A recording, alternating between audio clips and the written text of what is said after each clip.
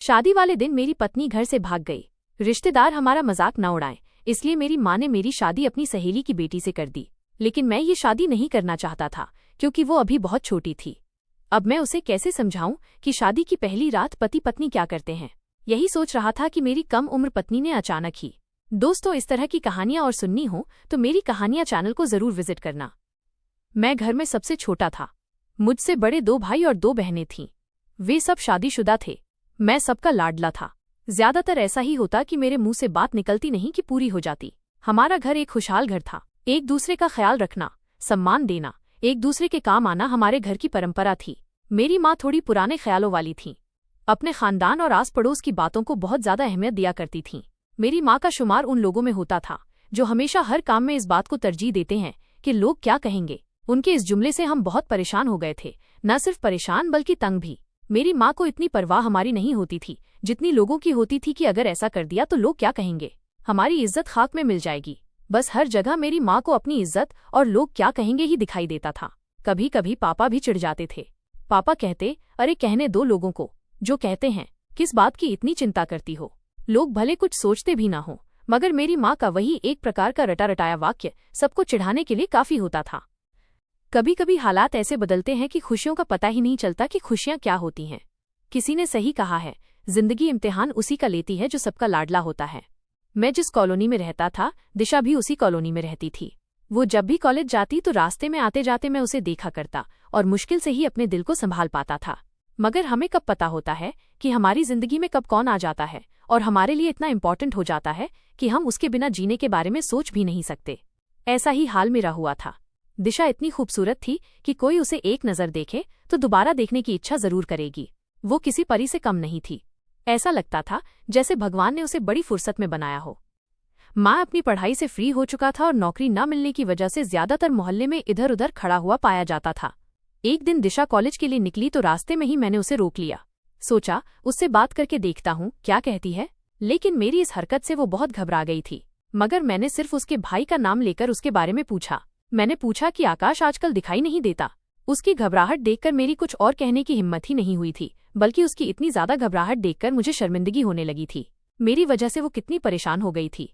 हालांकि उस दिन मेरा पक्का इरादा था कि अपनी मोहब्बत का इजहार करूंगा।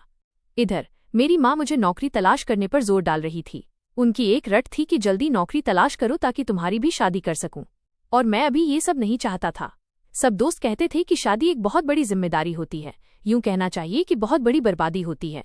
इंसान बस पत्नी और बच्चों में फंसकर रह जाता है, फिर उसे दुनियादारी का कोई होश नहीं रहता। सारी जिंदगी के मजे तो शादी से पहले तक ही होते हैं, बाद में तो बस सजा मिलती है। मुझे भी अंदाजा था कि इंसान शादी के बाद कितना परेशान रहता है। मैं खुद देखा था, क्योंकि मेरे दोनों बड़े भाई शादीशुदा थे। किस तरह पत्नी और बच्चों के बीच फंसे रहते थे, रोज भागम भाग करते रहते थे। खैर, शादी तो करनी ही पड़ती, जिंदगी अकेले नहीं कटती। मगर मैं अभी शादी नहीं करना चाहता था। मेरा ख्याल था कि दिशा की पढ़ाई पूरी हो जाए तो अपनी माँ को अपनी पसंद बताकर उसका हाथ मांग लूंगा। अभी माँ को कुछ कहने की हिम्मत नहीं थी। मैं सोचता था तब तक दिशा की भी पढ़ाई हो जाएगी और मेरी भी नौकरी लग जाएगी। मैं रोज अपनी फाइल्स उठाता और अलग अलग कंपनियों में अपनी किस्मत आजमाने चला जाता। इन जगहों पर मेरे जैसे और भी न जाने कितने लड़के आने वाले भविष्य के सपने लिए बैठे होते थे। इतने सारे लोगों में से किसी एक की किस्मत जगती और वो भगवान का धन्यवाद करके खुशी खुशी वापस चला जाता, और बाकी सब मुंह लटकाए अपनी फाइल बगल में दबाए किसी और जगह किस्मत आजमाने निकल जाते। ये तो रोज का रूटीन बन चुका था, माइनस अपनी फाइल लिए कई घंटे किसी कंपनी में इंटरव्यू का इंतजार करना और फिर मुंह लटकाकर वापस घर आ जाना और फिर किस्मत को कोसना। ये सिर्फ मेरे साथ ही नहीं होता था, बल्कि वहां न जाने कितने लोग ऐसे थे जो अपनी किस्मत आजमाने आते थे और इसी तरह मुंह लटकाए वापस चले जाते थे।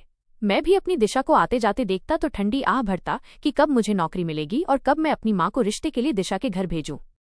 मेरे घर से 2 घर छोड़कर ही दिशा के घर के करीब मेरे मोहल्ले का एक लड़का रहता था। उसका नाम नरेश था। उससे ज्यादा दोस्ती नहीं थी, बस ऐसे ही थोड़ी सी हाय हेलो थी। कभी कभी क्रिकेट टीम में होने की वजह से हमारी एक दूसरे से मुलाकात हो जाती थी। अच्छी शक्ल सूरत का लड़का था, रंग भी गोरा था और वो भी आजकल नौकरी की तलाश में था। उसकी पढ़ाई भी पूरी हो चुकी थी। मैंने अक्सर नोट किया था कि वो दिशा को उसी नज़र से देखता था जिस नज़र से मैं उसे देखा करता था। फिर मैंने सोचा हो सकता है मेरा वहम हो, या फिर वैसे भी सब लड़कों की आदत होती है लड़कियों को ताकना। मैं अक्सर यही सोचता कि लड़के तो आते जाते हर लड़की को ताकते हैं, यकीनन ये भी ऐसे ही देखता होगा। मगर एक दिन मैंने महसूस किया कि जब दिशा वहां से गुजरती और नरेश उसे देखता तो दिशा भी उसे देखकर मुस्कुरा देती थी। एक दो बार तो मैंने ऐसे ही नोटिस कर लिया, फिर उसके बाद मैं खास ध्यान देना शुरू कर दिया तो सच में दोनों की आंखें चार होते ही दोनों हल्के से मुस्कुरा देते थे। मेरे लिए ये बात बहुत ही तकलीफ देने वाली थी, लेकिन मैं बेबस था, कुछ नहीं कर सकता था क्योंकि दिशा से मेरा कोई संबंध नहीं था। मैं किस रिश्ते के आधार पर दिशा को उस लड़के के करीब जाने से रोकता? बस घर जाकर कमरे में इधर उधर फिरता रहता और प्लानिंग करता रहता कि किसी भी तरह दिशा को अपने दिल की हाल बता दूं और उस लड़के से पीछा छुड़ाऊं। मुझे कोई तरीका समझ में नहीं आता था। एक तो नौकरी की समस्या और दूसरी तरफ मेरी मोहब्बत जो मुझसे दूर जाती दिखाई दे रही थी। मेरी परेशानी दिनों दिन बढ़ती जा रही थी। क्या करूं? मुझे क्या करना चाहिए? अपनी दिन रात की सोच से परेशान रहने लगा था और अब घर वालों को भी मेरी दिनों दिन खराब होती हालत से परेशानी होने लगी कि आखिर बात क्या है। वो मुझसे अक्सर पूछते, तुम क्यों इतना परेशान रहते हो? जो बात है वो बताओ। तो मैं टाल देता, बस नौकरी नहीं मिल रही इसीलिए परेशान हूं। लेकिन जो मेरी असल समस्या थी वो अभी मैं बताना नहीं चाहता था। मगर कब तक? आखिर एक दिन बड़ी भाभी मेरे कमरे में आई और उन्होंने बड़ा हौसला और दिलासा दिया, खूब बातें की और मुझे दिल की बात कहने पर राजी कर ही लिया। और फिर मैं भी उनके सामने दिशा के बारे में सब कुछ बता दिया। मैंने कहा कि मैं दिशा से प्यार करता हूं और उससे शादी करना चाहता हूं। मैंने भाभी से कहा कि नौकरी नहीं मिल रही, नहीं तो अब तक मैं दिशा के घर अपना रिश्ता भेज चुका होता। भाभी ने मुझे हिम्मत और हौसला दिया कि परेशान मत हो, जब तुम्हें नौकरी मिल जाएगी तो हम सबसे पहले काम यही करेंगे कि तुम्हारा रिश्ता लेकर दिशा के घर जाएंगे। तो उन्होंने मुझे ये भी दिलासा दिया कि तुम तब तक ऐसा करो, दिशा को साफ शब्दों में अपनी मोहब्बत का इजहार कर दो। भाभी काफी देर तक मुझे दिलासा देती रहीं और समझाती रहीं। मुझे काफी हौसला मिला कि एक तरफ का मामला तो ठीक हुआ। मैं अब दिलो जान से नौकरी की तलाश में निकलता, अपनी किस्मत आजमाने चला जाता। और फिर भगवान की कृपा हुई कि एक जगह मुझे नौकरी मिल गई। जॉब अच्छी थी, मुझे बहुत सुकून मिला। घर वाले भी बहुत खुश हुए। अपनी खुशी में मैं दिशा को भी शामिल करना चाहता था।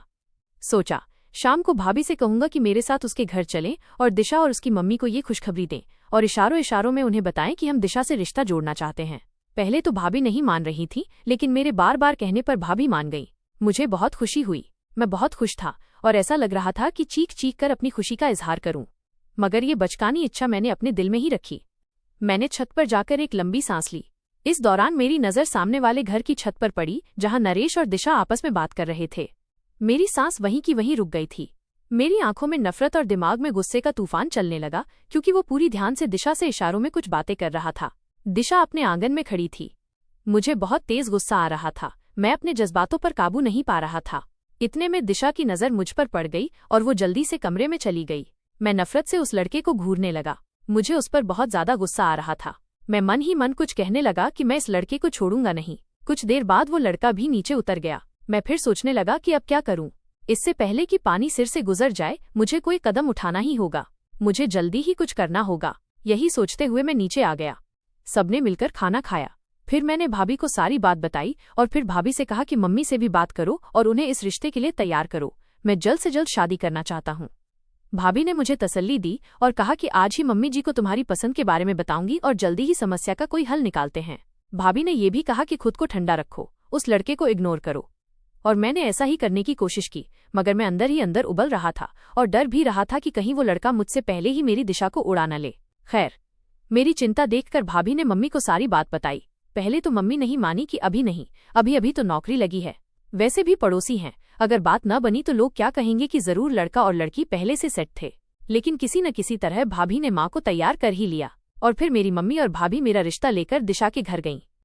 और जब तक वे उसके घर में रहीं, मैं बेचैनी से इधर उधर टहल रहा था और दिल ही दिल में भगवान से प्रार्थना करता रहा कि भगवान करे उसकी माँ राजी हो जाए और कोई परेशानी न हो। करीब 2-3 घंटे बाद वे दोनों वापस आ गईं। मैं जल्दी से उनके सामने गया। उन्हें मुझे देखकर बताना था कि कोई खुशखबरी है या नहीं, पर वे दोनों मेरी तरफ एक नज़र देखकर अंदर चली गईं। मेरा दिल जोर जोर से धड़कने लगा। कई तरह के ख्याल 1 मिनट के अंदर ही दिमाग में चक्कर लगाने लगे और मुझे परेशान करने लगे। यानी कि बात नहीं बनी। मैं सोचता हुआ उनके पीछे कमरे में चला गया और मम्मी और भाभी के चेहरे को गौर से देखने लगा। वे दोनों पहले मुंह नीचे करके बैठी रहीं, फिर मेरी तरफ देखा और फिर अचानक ही उनकी हंसी निकल गई। मैं हैरान और परेशान उनको 2 मिनट तक देखता रहा। फिर उन्होंने मेरी हालत पर तरस खाकर मुझे बताया कि वे इस रिश्ते के लिए राजी हैं। दिशा की मम्मी को इस रिश्ते से कोई एतराज नहीं। मैं खुशी से चीख पड़ा था। भाभी ने कहा, हाँ भाई, खुश हो जाओ, समझो तुम्हारा काम हो गया। इतने में बाकी घर वाले भी आ गए। सबने मुझे बधाई दी और मुझे खूब तंग किया। मेरी खुशी की तो कोई हद ही नहीं थी और मैं खुश कैसे न होता। मेरी पसंद, मेरी मोहब्बत मुझे मिलने वाली थी। पर दिल में एक ख्याल ये भी था कि कहीं दिशा को तो कोई एतराज नहीं होगा। मैं चुपके से भाभी से पूछा कि उसकी मम्मी ने अपनी बेटी से पूछा या नहीं, क्या वो शादी के लिए तैयार है। भाभी ने बताया कि जाहिर सी बात है कि दिशा की माँ ने बिना दिशा की मर्जी के ये रिश्ता तय नहीं किया होगा। और फिर दिशा ही चाय बनाकर लाई थी, और जब मम्मी ने उसे रिश्ते की बधाई दी तो वो चुप रही थी, बस हल्के से मुस्कुरा दी थी। मतलब माँ बेटी के बीच जरूर बातचीत हो चुकी थी और आंटी ने उससे पूछकर ही हाँ की होगी। ये सब कुछ सुनकर मुझे बहुत सुकून मिला। मुझे ऐसा लग रहा था कि जैसे मैंने कोई जंग जीत ली हो, सामने वाले लड़के पर बाजी मार ली हो। घर में खुशी की लहर दौड़ गई थी। सब बातें करने लगे थे कि कब शादी का दिन रखें, शादी में ये करेंगे वो करेंगे, और साथ ही साथ मुझे छेड़ भी रहे थे। एक हंगामा सा मच गया था घर में। खैर, मैं अगली सुबह तैयार होकर ऑफिस चला गया। जाते हुए दिशा के दरवाजे पर नजर डाली कि शायद वो नजर आ जाए, शायद कहीं मिल जाए। मुझे उसकी मर्जी जानना था। मैं अपने कानों से उसकी हाँ सुनना चाहता था, लेकिन वो मुझे कहीं नजर न आई। दिन गुजरते जा रहे थे। फिर एक दिन सबने कहा कि दिशा की मम्मी से शादी की तारीख मांग ली जाए। मामला यूं लटकाए रखना ठीक नहीं। सबने फैसला किया कि आज शाम मम्मी और दोनों भाभियां जाकर दिशा की मम्मी से शादी की तारीख ले आएंगी। भाभी ने फोन करके उनकी मम्मी को बता दिया था कि आज शाम हम तारीख लेने आ रहे हैं। उन्हें भी कोई एतराज नहीं था। सब बहुत खुश थे। शाम को मम्मी और दोनों भाभियां दिशा के घर तारीख लेने चली गईं। हम सब इसी इंतजार में थे कि कब वे वापस आएं और पता चले कि शादी की डेट कब की तय की गई है, और फिर हम वैसे ही तैयारी शुरू करें। मुझे बहुत ज्यादा बेचैनी थी। 3 घंटे बाद मम्मी और भाभियां घर वापस आए। हम सब उनके आसपास जमा हो गए थे। पता चला 2 महीने के बाद की तारीख तय हुई है। सबने एक दूसरे को बधाई दी और मिठाई मंगवाई गई। हम सबने मुंह मीठा किया। मैं उस दिन बहुत खुश था। घर में भी खुशी का माहौल था। सब शॉपिंग की लिस्ट बनाने लगे, अपने अपने कपड़ों की बातें करने लगे। अब मैं भी अंदर से सुकून महसूस कर रहा था और अपना पूरा ध्यान अपनी जॉब पर लगा चुका था। पहले से बहुत ज्यादा मेहनत करने लगा था। मैं चाहता था कि शादी तक अपने बॉस का दिल जीत सकूं। उस दिन के बाद से मुझे दिशा कभी नजर नहीं आई थी। बहुत कोशिश की, मगर उसे देखने में नाकाम रहा। लेकिन फिर भी सुकून था कि अब उसका नाम मेरे नाम के साथ जुड़ चुका है। घर वाले शादी की तैयारी में लगे हुए थे। दिन तेजी से गुजरते जा रहे थे। हम सब के अंदर जैसे बिजली जैसी तेजी आ चुकी थी। घर में एक हलचल मची हुई थी। समय के गुजरने का पता ही नहीं चला और फिर दिन पास आते गए। मेरे लिए शादी की ड्रेस पसंद की गई। दुल्हन के कपड़े भी तैयार हो रहे थे। सबके चेहरे पर खुशी फूटी पड़ रही थी। भाभी और बहनों ने ढोलक रख ली थी। दोपहर तक शॉपिंग करती और रात को कामों से फ्री होकर ढोलक लेकर बैठ जाते। मुझे बीच में बिठाकर खूब गाने बजाए जाते। मैं भी उन गानों में शामिल हो जाता। भाभियां छेड़छाड़ भी करती, शरारत भी करती, हंसी मजाक चलता रहता। सब खुशियों में मग्न थे। मेहंदी वाले दिन मेरे हाथों पर मेहंदी लगाई गई। कोई भी सोने के लिए तैयार नहीं था। सब अपनी अपनी मस्तियों में मगन थे।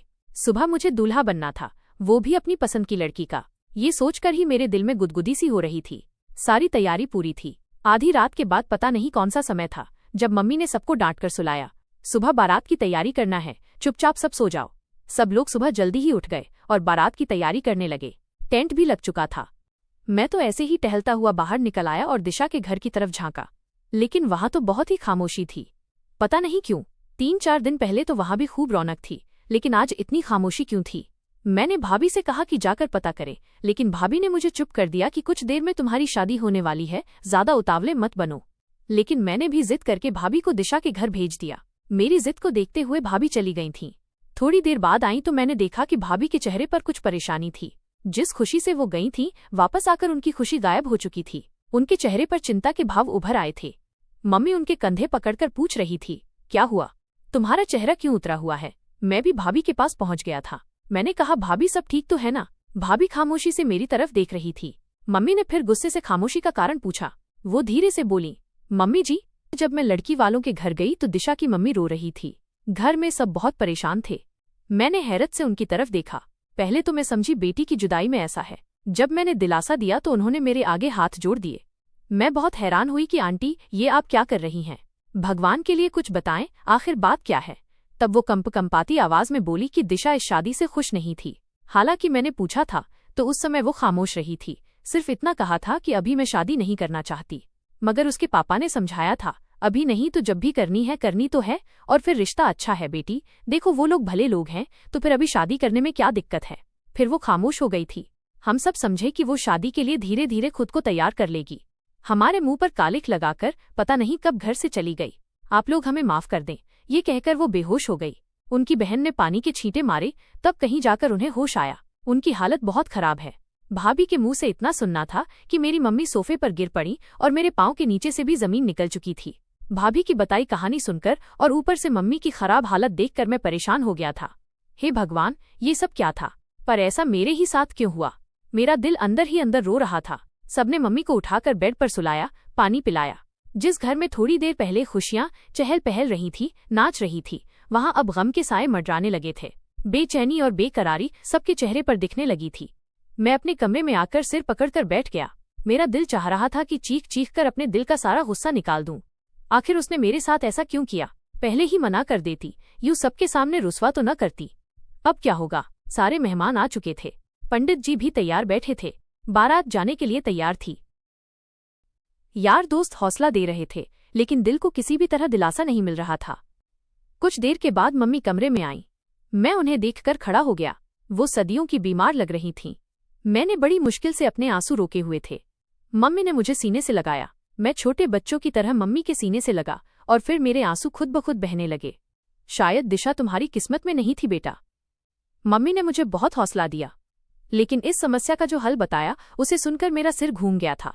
मेरी आंखों के सामने अंधेरा छाने लगा। मेरी मम्मी ने कहा, देखो बेटा, सब मेहमान आ चुके हैं। अगर अब शादी नहीं हुई तो हमारा तमाशा बन जाएगा, हमारी इज्जत सरेआम उछल जाएगी। और अपने घर की इज्जत बचाने का एक ही तरीका है कि तुम मेरी सहेली की बेटी अनामिका से शादी कर लो। सबके मुंह बंद करने का एक यही रास्ता है, इसके अलावा कुछ नहीं हो सकता।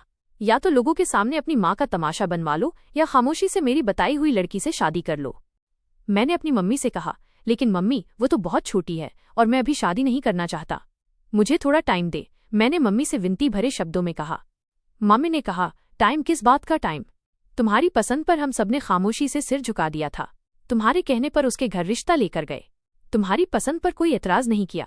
अब अगर भगवान को मंजूर नहीं था तो भलाई इसी में है कि तुम भी खामोशी से भगवान की इस मर्जी पर अपना सिर झुका दो और मेरी बात मान लो और उस लड़की से शादी कर लो। हमने भी तो तुम्हारी बात मानी थी।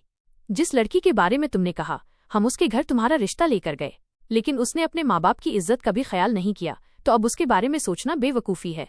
जो अपने सगे माँ बाप की न हो सकी वो किसी और की क्या होगी? बस अब मुझे और ज्यादा परेशान मत करो। मैंने तुम्हारे भाइयों को बोल दिया है, वे होटल में इंतजाम करने चले गए हैं। अब अगर तुमने मना किया तो मेरा मरा मुंह देखोगे। मम्मी ये कहकर रोने लगी। नहीं नहीं मम्मी, ऐसी बातें मत करो। भगवान आपको मेरी भी उम्र लगा दे। मुझे आपकी जिंदगी बहुत प्यारी है, उससे ज्यादा कोई भी चीज प्यारी नहीं। आप पर मेरी हर खुशी कुर्बान है। मैंने तड़पकर अपनी माँ के कदमों में बैठते हुए कहा, आप जैसा कहेंगी वैसा ही होगा। मैंने अपना सिर अपनी माँ की गोद में रख दिया। मम्मी ने अपना हाथ मेरे सिर पर रखा और मुझे आशीर्वाद दिया और बोली, एक धोखेबाज लड़की के पीछे खुद को बर्बाद मत करो। जिंदगी में बहुत सारे उतार चढ़ाव आते हैं, किसी एक के जाने से जिंदगी रुक नहीं जाती। अगर उसने तुम्हारी इज्जत की परवाह नहीं की तो तुम भी जिंदगी में आगे बढ़ो, सब कुछ भूलकर। मैंने आंसू अंदर ही अंदर पीते हुए कहा, ठीक है। खैर, घर के खास लोगों को प्रोग्राम के बारे में बता दिया गया था। लोगों को कहा गया कि अब होटल में बारात जाएगी। कुछ बातों को इधर उधर करके भाभी और मेरी बहनों ने बात संभाल ली थी। बुझे हुए चेहरों के साथ और भारी कदमों के साथ मैं गाड़ी तक पहुंचा। सजी हुई गाड़ी अब मुझे वीरान लग रही थी। खैर, मेरी शादी हो गई। कैसे हुई मुझे कुछ भी नहीं पता। अब मुझे शादी में कोई दिलचस्पी नहीं थी, बस मेरी माँ को दिया हुआ वादा निभा रहा था। अपनी सोच में इतना गुम था कि पता ही नहीं चला कब दुल्हन लेकर मैं वापस घर आ गया। मुझे ये सब एक भयानक सपना लग रहा था। बारात भी गई, दुल्हन भी आई, मगर सब एक मजबूरी में किया गया। बुझे दिल के साथ सब घरवालों का जो जोश था वो खत्म हो गया था। फिर भी हर एक रस्म को पूरा किया गया। लोगों का मुंह बंद रखने के लिए मजबूरी में ये शादी हुई या फिर जबरदस्ती करवाई गई। मैं सोफे पर किसी लाश की तरह गिर गया। सब मेरी हालत को अच्छी तरह समझ रहे थे। जिस इंसान की होने वाली पत्नी घर से भाग जाए, उसके मुंह पर जो जूता पड़ता है और जो बेइज्जती होती है वो शायद ही कोई समझ सकता हो। जिंदगी बेईमानी और बेमकसद हो जाती है। ऐसा लगता है कि हर देखने वाली नजर उस आदमी पर हंस रही हो। मैं सिर पकड़े अपने ख्यालों में बैठा था। उसी पल मुझे अपने कंधे पर किसी के हाथ का स्पर्श महसूस हुआ। मैं मुड़कर देखा तो वो मेरी माँ का हाथ था। मम्मी ने कहा कि बेटा कुछ खा लो, वहां भी कुछ नहीं खाया। मम्मी को मेरी हालत का अंदाजा था, उन्हें पता था कि मैं भूखा हूँ। माँ भी भगवान का दिया हुआ क्या तोहफा होती है, कुछ कहे बिना सब कुछ समझ जाती हैं। मम्मी ने फिर कहा, उठो, खाना लगा दिया है, कुछ खा लो। मम्मी ने प्यार से मेरे सिर पर हाथ फेरते हुए कहा, मम्मी मुझे भूख नहीं है।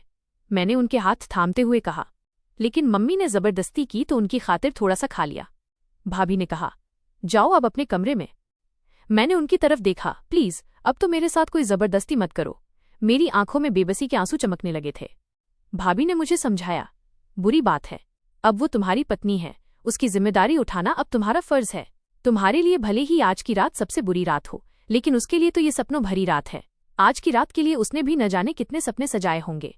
मैं मरे हुए कदमों से अपने कमरे की तरफ चल पड़ा। वो कमरा जिसमें रहते हुए एक लंबा समय गुजर गया था। अपने कमरे से मुझे बहुत प्यार था। अपने कमरे के अलावा मुझे कहीं भी नींद नहीं आती थी। आज वही कमरा मुझे ऐसा लग रहा था जैसे वो कमरा कोई अंधेरी गुफा हो। वो कमरा मुझे अजनबी लग रहा था। उस कमरे में जाने को बिल्कुल भी दिल नहीं कर रहा था, लेकिन क्या करता, मजबूरन जाना पड़ा। मैंने कमरे का दरवाजा खोला। नजर उठाकर देखने की भी हिम्मत नहीं थी, फिर भी थके कदमों के साथ जाकर कुर्सी पर बैठ गया। मैं नजर नहीं उठा पा रहा था। दिल पर एक बोझ सा था। सामने बेड पर जो दुल्हन बैठी हुई थी, मुझे उसे अपनी पत्नी स्वीकार करने के लिए मेरा दिल बिल्कुल भी नहीं मान रहा था। भला मैं उसे कैसे पत्नी स्वीकार कर लेता? कल तक मेरे दिल में कोई और थी, किसी और को लेकर मैं सपने सजा रहा था। आज अचानक सब कुछ बदल चुका था। और फिर मेरे सामने बैठी लड़की मुझसे उम्र में बहुत ही छोटी थी। मैं उसे अपनी पत्नी का स्थान कैसे दे सकता था? मैंने जूते उतारकर साइड रखे और फिर अपनी शेरवानी उतारने लगा। और फिर बस ऐसे ही एक निगाह अपनी दुल्हन की तरफ गई थी, लेकिन ये देखकर हैरान रह गया कि वो बेड से तकिया लगाए मजे से सो रही थी। सोते हुए वो एक मासूम सी बच्ची लग रही थी। मैं सोचने लगा, ये जुल्म नहीं तो फिर क्या है? मेरे घर वालों को ऐसा नहीं करना चाहिए था। क्या ये मेरी पत्नी बनकर रह सकती है? क्या मैं इसे पत्नी का स्थान दे सकूंगा? क्या ये पत्नी होने का मतलब भी समझती है? पत्नी होने के क्या हक होते हैं? क्या ये पूरे कर पाएगी? हे भगवान, मेरे घर वालों ने ये क्या कर दिया? मैं उस लड़की को देखते देखते सोच रहा था। मैं धीरे से अपने बेड पर आया और एक तरफ को लेट गया ताकि उसकी नींद खराब ना हो। पता ही न चला कि कब नींद आई और मैं सो गया। और जब आंख खुली तो ऐसा लगा कि जैसे अभी आंख लगी और अभी खुल गई, जैसे सूरज बहुत जल्दी निकल आया हो। करवट बदली तो चौंक कर एकदम सीधा होकर बैठ गया, क्योंकि मेरी जबरदस्ती की पत्नी मेरे करीब बैठी मुझे देखकर मुस्कुरा रही थी। मुझे भी बिल्कुल इस तरह की हरकत की उम्मीद नहीं थी। मैं तो उसे नासमझ जानकर टाल रहा था। मुझे अचानक इस तरह से चौंकता देखकर वो खुलकर हंस पड़ी थी। क्या आप तो डर गए? मैंने कहा, नहीं नहीं, डरना किस बात का? फिर वो कहने लगी, आप रात को बहुत देर से कमरे में आए थे। उसने मेरे हाथ अपने हाथों में लेते हुए कहा। मैं उसकी इस हरकत से एकदम चौंक गया। मेरे माथे पर पसीने की बूंदें चमकने लगीं। मैं जिसे छोटा और मासूम समझ रहा था, वो इतनी भी मासूम नहीं थी। मैंने कहा, हाँ, थोड़ी देर हो गई थी। मैंने उससे हाथ छुड़ा लिया। फिर मैं बोला, तुम सो रही थी? कहने लगी, हाँ, मुझे जल्दी नींद आ जाती है। शरारती मुस्कुराहट के साथ कहा, आप मुझे उठा देते। मैं उसकी इस बात पर हैरान रह गया। कहने लगा, नहीं, मैं भी थका हुआ था। मैं जल्दी से उठा और फ्रेश होने चला गया। मुझे इस कमरे में रुकने का जरा सा भी दिल नहीं कर रहा था। जल्दी से बाहर जाना चाहता था। और फिर मैं जैसे ही फ्रेश हुआ, तैयार होकर जल्दी से बाहर जाने लगा तो वो बोलने लगी, आप कहाँ जा रहे हैं? मैंने कहा, कहीं नहीं, अभी आता हूँ। ये कहकर मैं टीवी रूम में सोफे पर आकर बैठ गया। मैं सोचने लगा कि ये मेरे साथ क्या हो रहा है। फिर मेरा ध्यान दिशा की तरफ चला गया। क्या दिशा उस सामने वाले नरेश को पसंद करती थी? क्या वो दोनों साथ भाग गए हैं? मैंने देखा, घर में अभी सब सो रहे थे और मम्मी अपनी चाय बनाकर कमरे में चली गई थीं।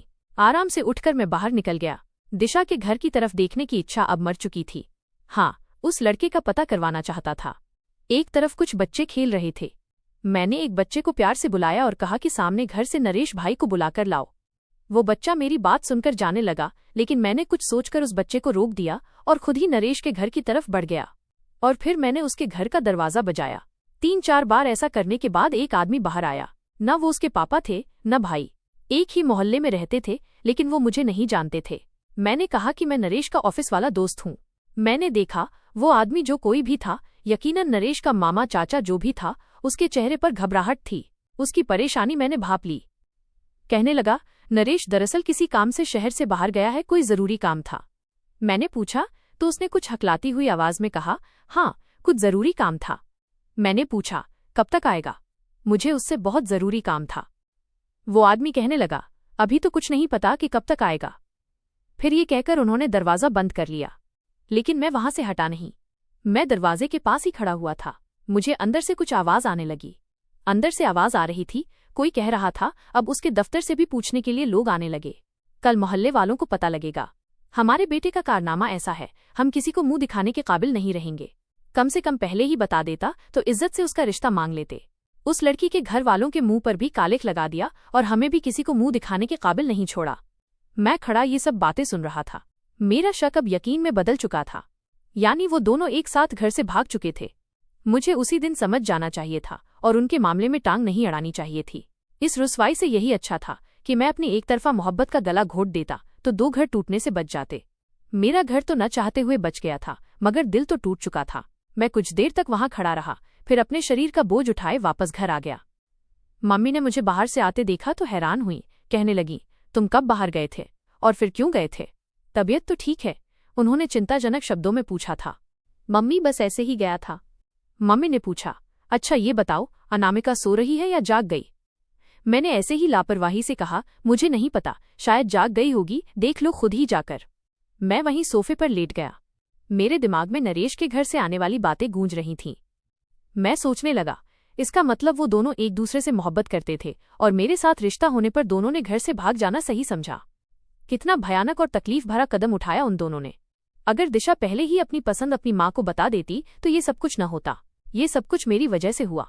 अगर उनकी मोहब्बत सच्ची थी तो कसम से मैं रास्ते से हट जाता, यूसुफ के घर वालों को परेशानी से बचा लेता। एक बार तो कहती, क्या मोहब्बत इतनी खुदगर्ज होती है या फिर बेवकूफ या अंधी? सोचने समझने की सलाहियत खत्म हो जाती है। क्या मोहब्बत जज्बाती हो सकती है, मगर सच्ची मोहब्बत अपनों को दुख नहीं देती? ये क्या किया तुम दोनों ने? मैं अपने सिर पर धीरे धीरे मुक्के मार रहा था। तभी मम्मी मेरे कमरे से बाहर आईं और सीधा मेरे पास आकर बोली, क्या हुआ मेरे बच्चे, क्या सिर में दर्द है? लाओ मैं दबा दूं। मम्मी ने बड़े प्यार से मेरे सिर पर हाथ रखा। मम्मी, आप खुद भी बहुत थकी हुई हैं, आप आराम करें, मैं टैबलेट खा लूंगा तो ठीक हो जाएगा। मम्मी ने मेरा माथा चूमा और चली गईं। मैं पछतावे की चक्की में पिस रहा था, मगर अब क्या हो सकता था? इस जिंदगी को अब खामोशी से गुजरना ही था और समझौते की पटरी पर चलना था, माइनस अपने लिए और अपनों के लिए। धीरे धीरे सब कुछ रूटीन पर आने लगा था। मैं फिर से ऑफिस जाने लगा था, लेकिन अब तक मैंने अपनी पत्नी को हाथ भी नहीं लगाया था।